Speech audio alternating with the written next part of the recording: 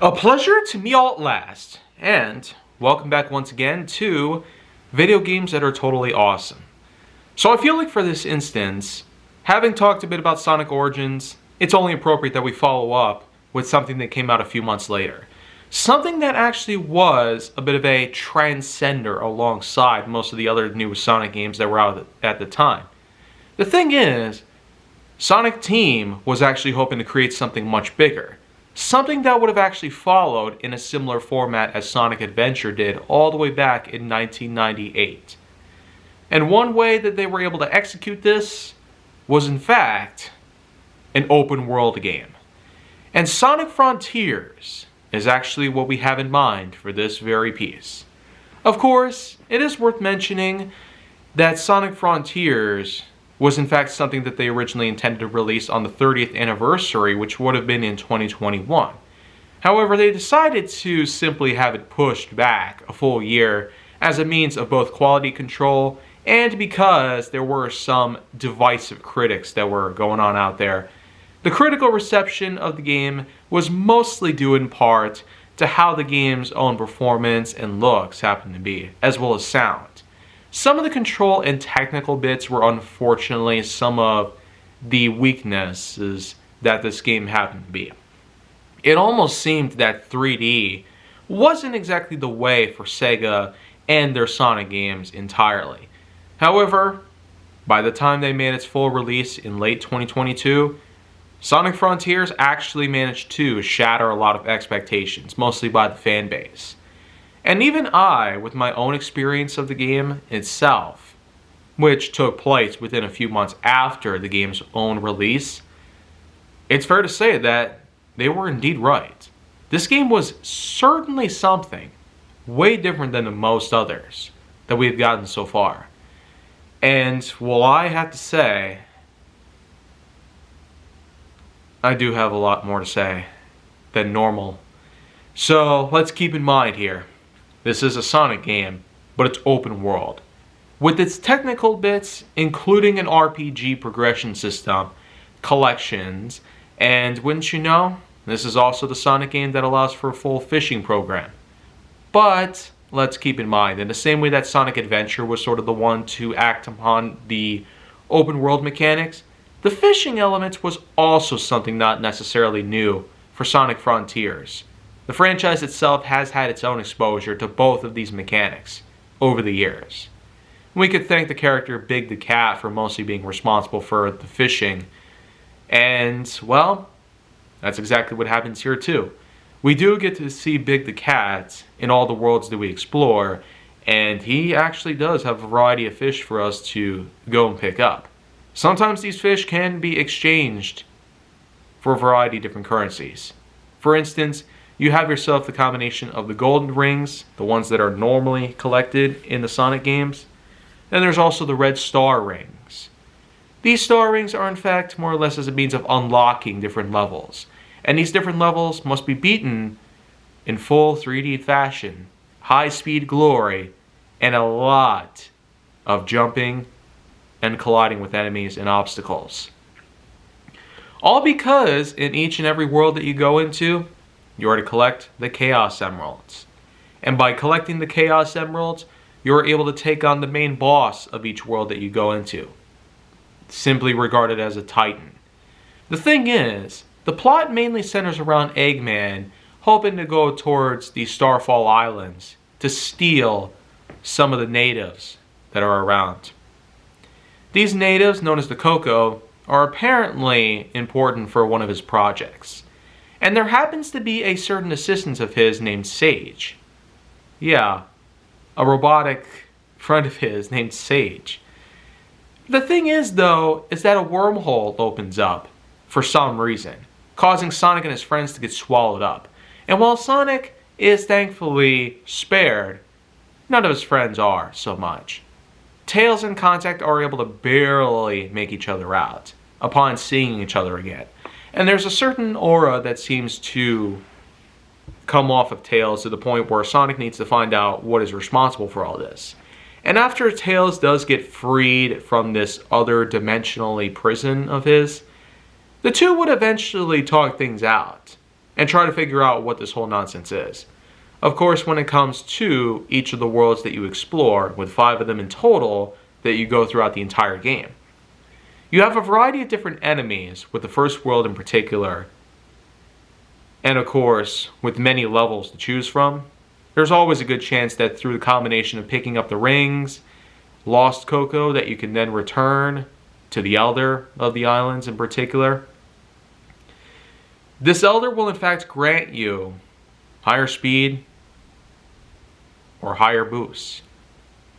Basically, these boosts are exchanged regarding how much Coco that you collect for the Elder in question. And with every world, this is basically how it goes. With every level up that you get, you can definitely move faster, collect better rings, have better accuracy when it comes to making your jumps or getting your enemies taken down. But then, of course, there comes some of the bigger points to be regarded. With each and every time that you get all the levels finished, gather all the Chaos Emeralds, then, well, it's time for the boss fight. With every one of the worlds up until the very end of the game, you have yourself 3 Titans that you'd face down. And each of these Titans have their own pattern that you got to overcome and occasionally parry with them in order to make a strike to them as Supersonic. Having a full amount of rings, as the form does deplete the amount of rings you have over time, is necessary in order to land good hits. And of course, to prevent yourself from having to go all the way back to the beginning of the fight. Which, unfortunately for me, ended up happening quite a few times. My first boss fight alone took me, wouldn't you know, 29 minutes to finish, when normally it would have taken maybe a 1/7 of that time. But, you know what? Regardless of what it is, that's just the thing about the learning curve. There's always going to be something that allows for you to have a bit of a difficulty. But when you eventually get the practice necessary and the feel for it, consider having muscle memory and coordination to be by your side. In any case though, taking down my first Titan and going from the grass to the deserts, in which that instead of rescuing Tails, it's about rescuing Knuckles, the Echidna, it's a lot of the same sort of stuff, but the variety of enemies are different, the terrains are different, the variety and challenges are different, especially when it comes to picking up the red star rings that are necessary for the most part in opening up the different levels in particular. And of course, with each level that you beat up, you gather the Chaos Emeralds. You can of course go ahead and pick up some more of the star rings if you want, or more Coco if you're hoping to level up even further in your abilities with the Elders of the Starfall Islands. Or you could also go and meet Big the Cat, where you can go catch some fish. Sometimes, of course, there will be a good amount of times in which that you will receive special items. And might I add, that much like Dave the Diver had done within a year after Sonic Frontiers release, Sonic Frontiers and the variety of fish that they pick up through here is impressive. I mean, just like how Dave the Diver was able to execute so much fishing variety with a lot of fish species being called out here, there's a lot of fish species acknowledged in this game as well. Frontiers had done a similar amount of attention to detail regarding fishing. They definitely put a lot of thought into this particular element, when it could have just simply been a minor thing to put together. But when you think about it though, there are reasons why the fishing element exists. For one thing, it does act like a unique trade system to where you can use the value of each item that you collect, whether it's fish or certain junk that you find. I mean, there's robot chompers, goalpost signs, tires, boots, a variety of different objects that you can find out there. And all in bodies of water that seem rather small. And of course, sometimes there's always the really big special catch, which is especially valuable. All these different fish you can trade in as a means to get a hold of extra Coco or level ups. There's sometimes other items that also come in handy as well. And one of these items that are mostly exclusive to this shop are the Eggman memo tapes. Each of these that you pick up, you can listen to each of these bits and just hear Mike Pollock talking into the mic. And You know, when it comes to the voice acting, I gotta be honest. Remember when Roger Craig Smith said he was gonna retire from voicing Sonic? Well, think about it. That was a year prior to this. He practically retired on the 30-year anniversary of Sonic the Hedgehog himself. And now he's back? I mean, because of Ben Schwartz voicing Sonic, I would have figured that that would have been more of the norm. But I guess that Schwartz's Sonic is more akin to what the films have shown us. The Paramount trilogy that we have at this point, along with the Knuckles the Echidna show. That's just how I'd put it, but otherwise, heck would I even know about that? Anyways, though, after beating the second Titan from the desert, it's on to the third. And the third world, again, is more the same thing. This time you have to rescue Amy Rose. It's probably important for me to address this fact as well, that with each character that Sonic rescues, his body becomes increasingly corrupted. Sage, of course, has come down a few times, explaining to Sonic that the reason why his friends were trapped in the first place was mostly because these were cyber cages that she put together as a means to work with Sonic to free his own arch-nemesis, Dr. Eggman, from cyberspace itself. And the fact is that these Titans that we have been defeating in the first three worlds up until the point where eventually there is in fact a boundary that gets removed. A boundary, of course, that is settled between the likes of the real and the digital world. The thing is that there is a much bigger threat that had come around. There was apparently an ancient being. An ancient being, of course, that in which that the Coco had explained about. But at first they didn't quite understand much at this point. However, an extraterrestrial race had lived on a certain planet. But in the case of whom this creature is that had basically caused near extinction to the Coco, it's regarded as the end. Yeah, the end. Any Minecraft fans out there want to call that out? Because I don't need to. But the thing is that the end goal, apart from getting Eggman out of his little tanglement with cyberspace, and of course rescuing all of Sonic's friends, and eventually having to succumb/conform to his new corrupted self, Sonic the Hedgehog's end goal in this game entirely is to defeat the end. And basically save all of reality that he knows. Just think, there has been a number of times so far where Sonic has either had to mess with time, dimensional race, or save a certain ancient culture from being destroyed by an all-powerful entity. And it really does gravitate a bit too far away from what most fans of the classic Sonic games will have remembered. But let's be real here. With the fourth and fifth worlds, they're morally akin to basically allowing for us to get closer and closer to Sonic's own corruption being dealt with, and eventually, the final act does allow for us to get up close and personal with Super Sonic versus the End. And it is one heck of a battle. One other thing I might as well point out here before conclusifying this review is the fact that there's no Crush 40 music. Yeah.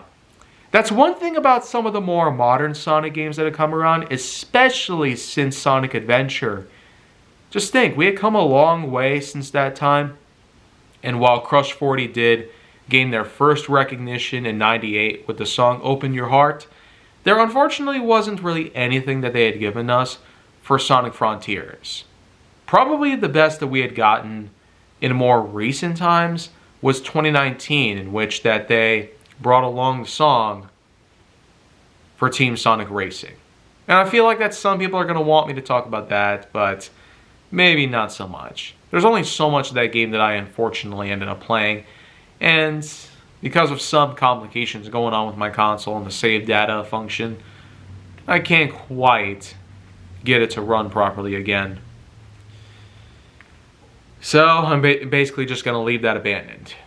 In any case though, Sonic defeating the end means that not only the Koco are saved and the Starfall Islands are once again safe from havoc, but Sage is now able to give full release on Sonic the Hedgehog service. So the thing is, this whole time we were working for one of Robotnik's own creations. Yeah, an ancient being herself that just happened to find herself in Eggman's hands. And the fact that Eggman himself ended up trapped means that Sage had to take over for him and allow for Sonic to eventually work with her to defeat the end and save the many residents of the islands themselves. An ancient race that was being threatened for many, many years. So I get the feeling that this was certainly going to be a game that was on the more elaborate side as a means to kill time in a much longer way.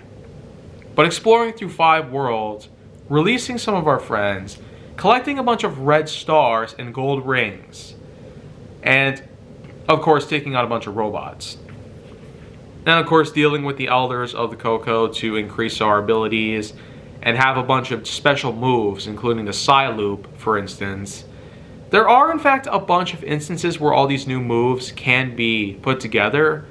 You get a lot of practice, as the loading screens, believe it or not, do have this sort of ability. That's quite a way to kill time while you wait for the game to load.